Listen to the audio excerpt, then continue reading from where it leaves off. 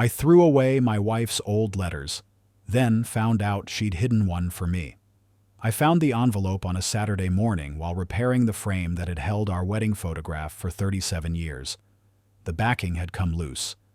When I pried it away from the glass, a thin, cream-colored envelope slipped out and landed face down on the kitchen table. My name was written across it in Claire's handwriting. The ink had faded to a soft brown, but the loops were unmistakable. I knew that script the way I knew the rhythm of my own breathing. I had thrown away her letters 3 days earlier. All of them. 2 shoeboxes full, bound in faded ribbon, sitting in the trash compactor before I could change my mind. I had told myself it was time. Claire had been gone for 14 months, and the house still felt like a museum. I was 63 years old and tired of living among relics. That was what I told myself. Now I stood in the kitchen holding an envelope I had never seen before, and my hands were shaking. I set it down without opening it. I made coffee. I walked to the window and looked at the yard where the grass needed mowing. I returned to the table twice and touched the corner of the envelope with one finger, then walked away again. The thing sat there like a small white accusation. Finally, I sat down, slid it open with the bread knife, and unfolded 2 pages of that same careful handwriting. The letter was dated 4 years earlier. That placed it 8 months before her diagnosis. She opened with my name. Not a greeting, just my name, as if she were sitting across from me. Then she wrote that if I was reading this, she was gone, and I had probably been cleaning, because that was what I did when I needed to think. She knew me. She always had. She wrote that she had hidden this letter because she needed me to find it on my own terms, not while she was still here to see my face. She said there was something she needed to tell me, and that I would be angry, but that anger was all right because it meant I still cared enough to feel. I stopped reading. I folded the pages back into the envelope and placed it in the drawer beside the sink. Then I put on my coat and drove 16 miles to the cemetery where she was buried. I parked under the oak tree near the west fence and sat in the car with the engine off. The headstone was simple: her name, her dates, and the line she had requested: beloved wife and mother. I had questioned the word beloved when the stonecutter asked. It seemed sentimental. But Claire had insisted, and I deferred because that was what we did in our marriage. She asked, I provided. I stayed in the car for 40 minutes, then drove home and put the letter back on the table. This time I read it all the way through. She told me that our son Daniel had come to her 2 weeks before he stopped speaking to us.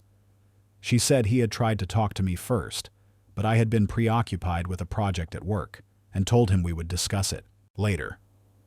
Later never came. Daniel had gone to his mother instead, and what he told her was that his wife Vanessa had asked him to borrow money from us. Not a small amount, $35,000. They needed it to cover a failed business investment, something Vanessa had entered into without consulting Daniel. He was humiliated. He told Claire he could not bring himself to ask me because he knew what I would say. Claire wrote that she had given them the money. She had withdrawn it from the account we kept separate from our joint finances. An inheritance from her mother that I had never monitored because it was hers to manage. She said she made Daniel promise not to tell me, and she told him the loan would be between them. She said she did it because she loved him and because she wanted to protect him from my judgment. Then she wrote the part that made my throat close.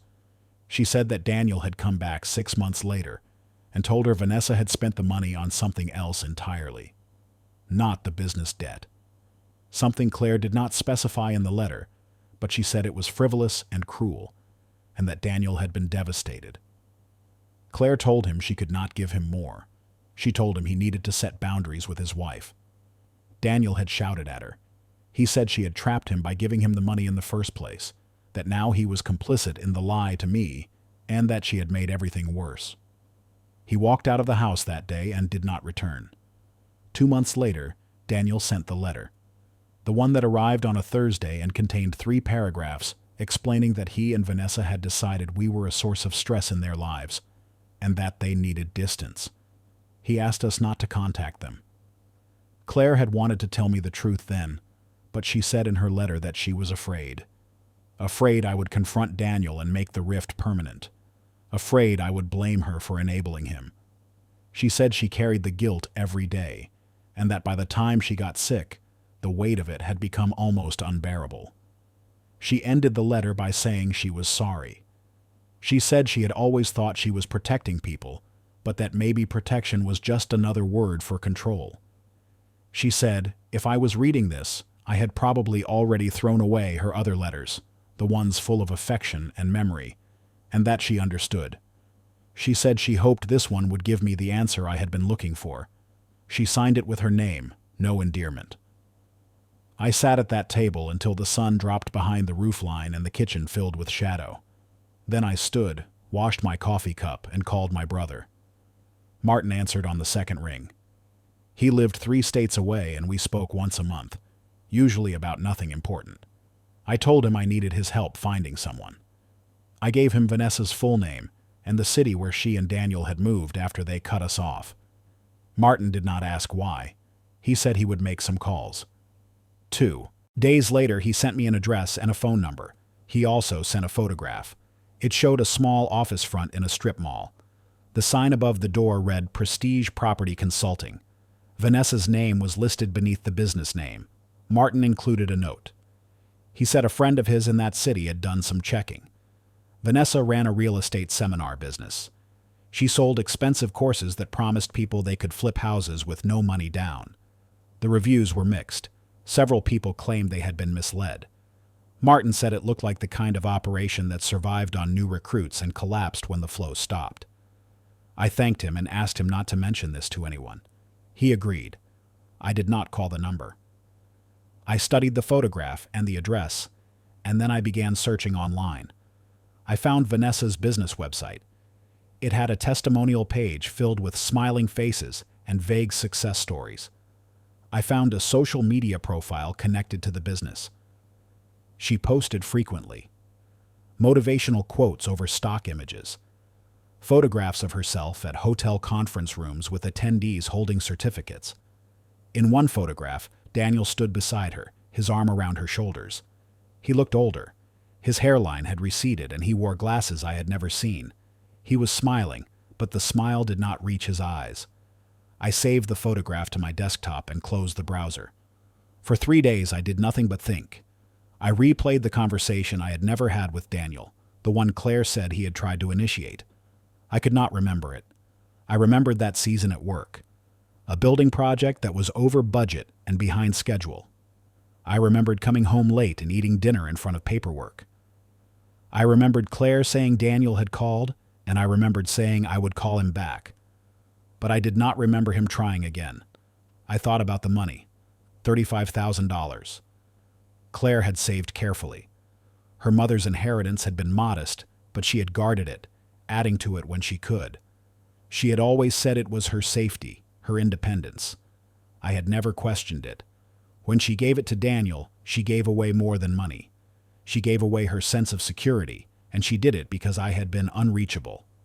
I felt anger then, but not at Claire, at myself. On the 4th day, I wrote a letter to Daniel. I wrote it by hand on plain paper, and I kept it brief. I told him I had found a letter from his mother. I told him I knew about the money and what had happened after. I said I did not blame him, and I did not blame her. I said if he wanted to talk, I would listen. I included my phone number even though he already had it. I mailed the letter to the address Martin had provided. 3 weeks passed. No response. I returned to the cemetery twice during those weeks. I brought a folding chair and sat beside the headstone. I did not speak aloud. That felt performative. But I thought clearly and deliberately, as if she could hear the shape of my thoughts. I told her I understood why she had hidden the letter. I told her I wished she had trusted me with the truth while she was alive, but that I also understood why she had not. I had built a reputation in our house as the man who solved problems by cutting them away. Inefficiency, waste, entitlement. I had little patience for any of it. Claire had been the counterweight. She had softened my edges and made space for mistakes. Without her, I had become sharp and unforgiving. I was only beginning to see that now. In the 5th week, I received an email. It came from an address I did not recognize, but the subject line contained my name. I opened it. The message was short. Daniel wrote that he had received my letter. He said he appreciated it, but that he was not ready to talk. He said Vanessa had asked him not to respond, and that he was trying to respect her boundaries. He said maybe someday things would be different. He signed it with his first name only. I read it twice, then printed it and filed it in the drawer with Claire's letter. I did not reply. I had said what I needed to say, and pushing further would only confirm what Vanessa likely believed about me, that I was controlling and intrusive. Instead, I returned to the computer and began researching her business in earnest. I found registration records showing that Prestige Property Consulting had been founded 3 years earlier. I found a lawsuit filed by a couple in another state claiming they had paid $8,000 for a training program that provided no meaningful instruction. The case had been settled out of court. I found a complaint filed with the Better Business Bureau. The complaint described high-pressure sales tactics and misleading income claims. Vanessa had responded to the complaint with a formal letter denying all allegations and accusing the complainant of failing to follow the program correctly. I opened a spreadsheet and began cataloging what I found. Dates, amounts, names, outcomes. I worked in the evenings after the dishes were done, the same way I used to work on project budgets at the kitchen table. The structure soothed me. It gave me a task that required precision and patience. 6 weeks after I mailed the letter to Daniel, I found a discussion forum where former clients of Prestige Property Consulting shared their experiences. The tone was bitter.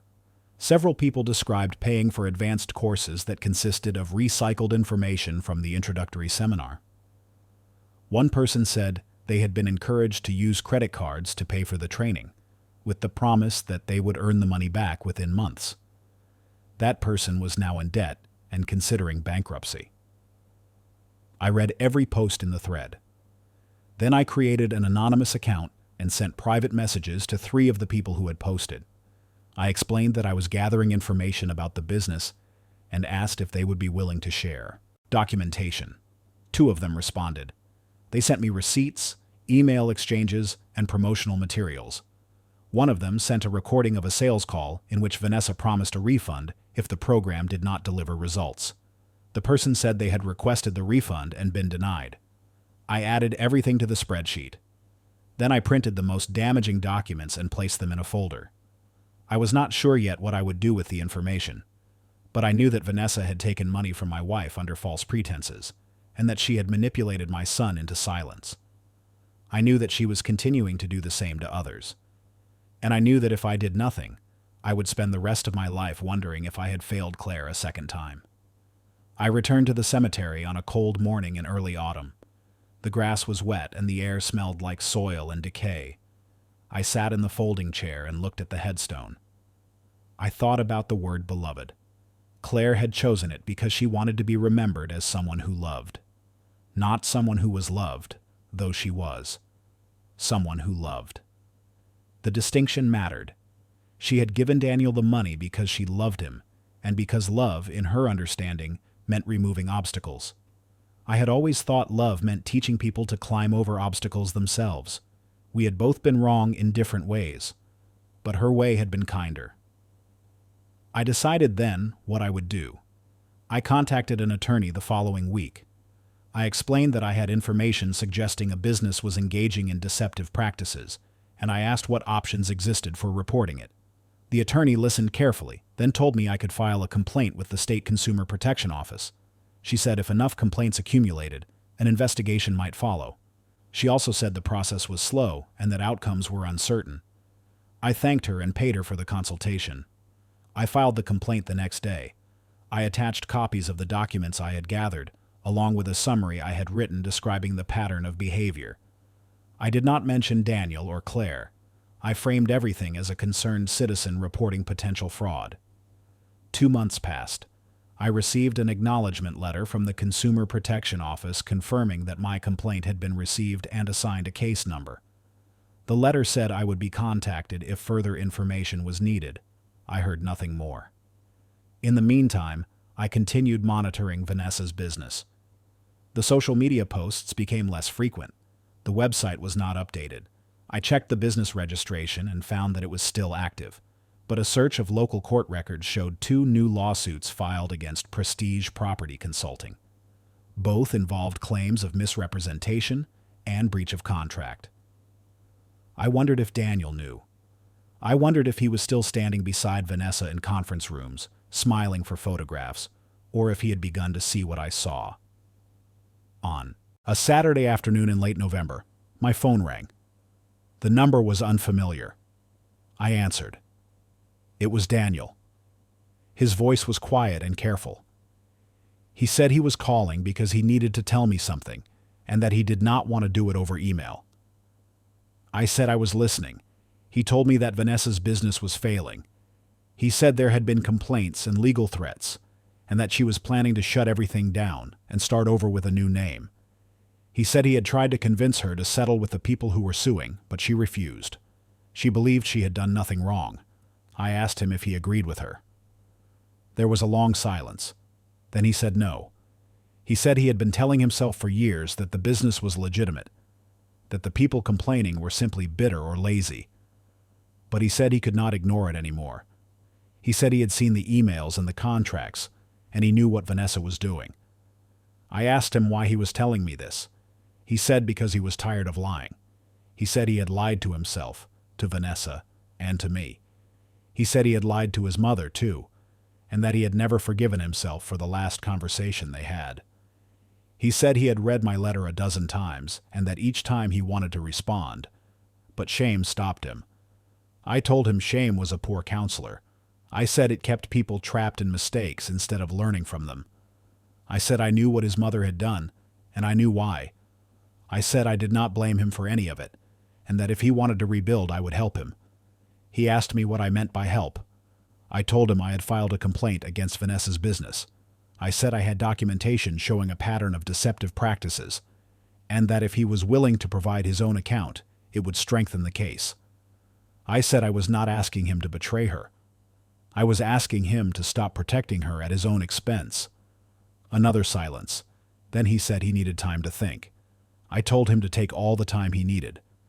He called back 4 days later. He said he would cooperate.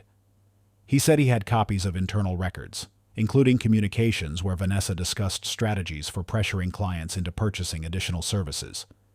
He said he would send them to me, and that I could forward them to the authorities. I thanked him. Then I asked if he was safe.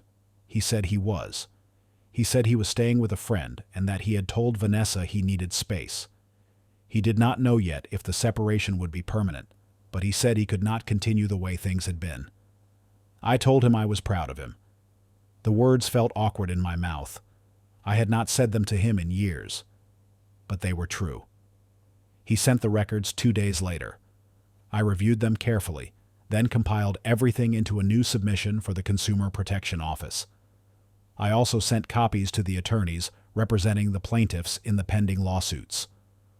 I included a cover letter explaining that the documents had been provided by someone with direct knowledge of the business operations, and that they corroborated the claims of deceptive practices.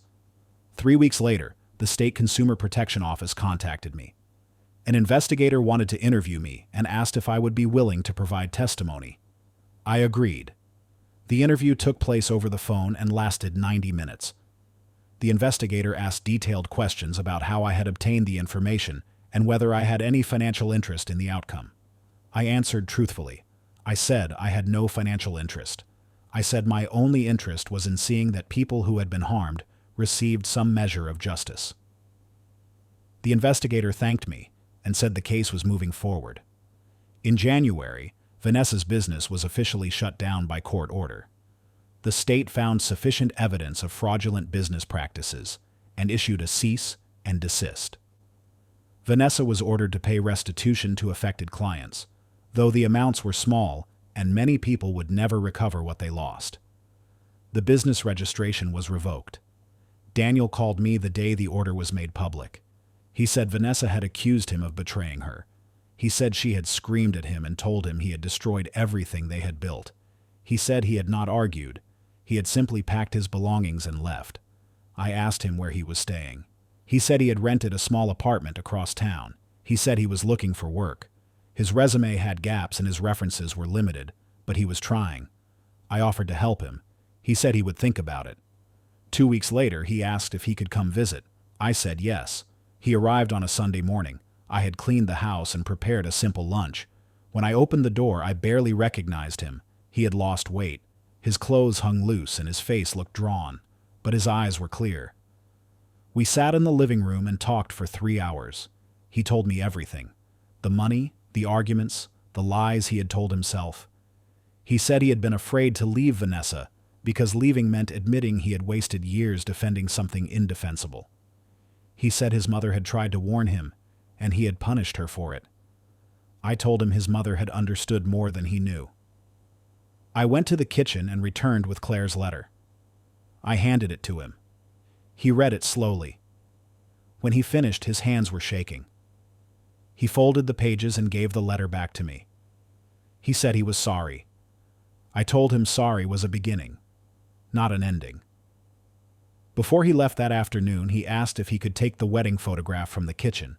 The frame was still broken, but the photograph itself was undamaged. I said yes. He held it carefully, as if it were fragile. After he drove away, I sat at the table and looked at the space where the photograph had been. The wall was lighter there, a clean rectangle among years of dust and sun fade.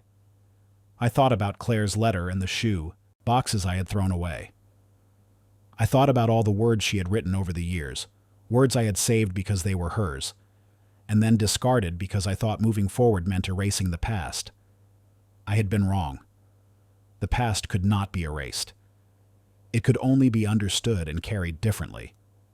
I drove to the landfill the next morning. I knew it was irrational. The trash had been compacted and buried weeks ago, but I went anyway, and I stood at the fence looking out over the expanse of earth and machinery. A worker in an orange vest asked if I needed help. I said no. I said I was just looking for something I had lost. He nodded as if that made sense. Maybe it did.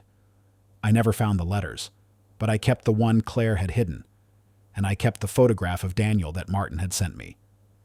I printed a second copy of Claire's letter and mailed it to Daniel with a note. I told him his mother had loved him without condition, and that love did not mean agreeing with every choice.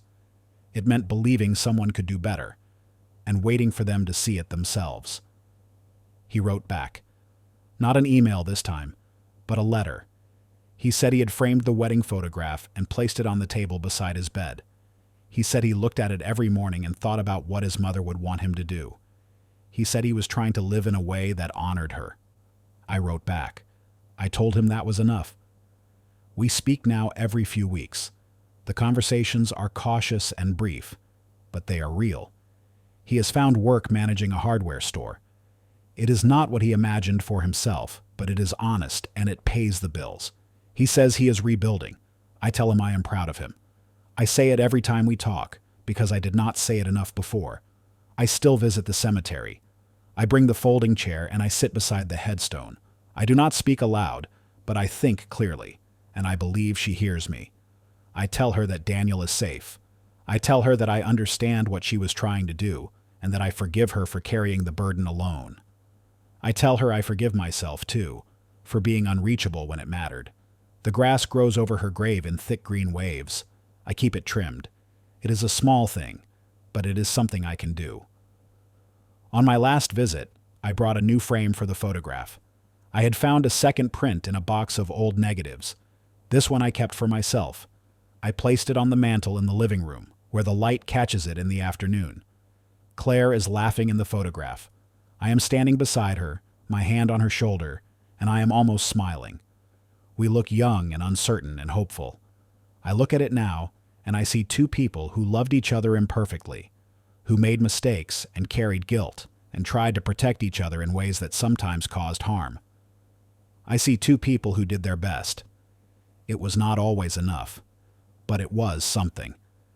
I keep Claire's letter in the drawer beside the sink, tucked beneath the dish towels where I can reach it when I need to. I have read it so many times the creases have worn soft. Some days I read it and feel sorrow. Other days I read it and feel gratitude.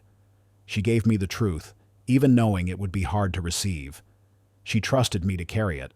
I am carrying it. Daniel called last week and said he wanted to visit again. He said he had something to tell me. I said I would be here. I do not know what he wants to say, but I will listen. I will sit with him at the kitchen table where his mother used to sit, and I will listen without judgment. I will give him what I could not give him before, the space to speak and the patience to hear. That is what Claire would have wanted. That is what I want too. The house is quieter now. The frame is repaired. The letter is safe. The grass is trimmed. I wake each morning and make coffee and look out at the yard. I think about the work that remains. The fence needs painting. The gutters need clearing. Small tasks that require attention and care. I will do them. I will do them the way Claire taught me, with patience and precision. I will do them because they matter, and because I am still here. She is gone, but her words remain. They sit in the drawer beside the sink, waiting for the days when I need to remember who I am and who I want to be. They remind me that love is not about perfection. It is about showing up. It is about listening. It is about carrying the weight together, even when the weight is heavy. I threw away her letters, but I found the one that mattered most, the one that told the truth, the one that set me free. I am grateful for that. I am grateful for her. I will keep the letter safe. I will keep the photograph on the mantel. I will keep the space at the table ready for my son. These are small things, but they are the things I can do. They are enough.